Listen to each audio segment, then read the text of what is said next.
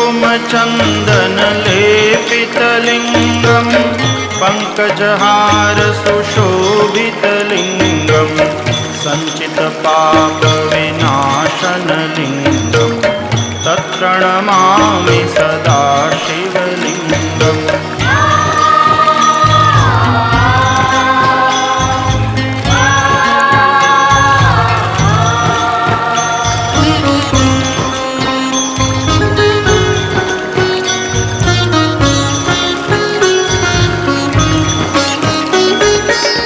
देवगणार्चितसेवितलिङ्गं भावैर्भक्तिभिरेव च लिङ्गं दिनकरकोटिप्रभाकरलिङ्गम्।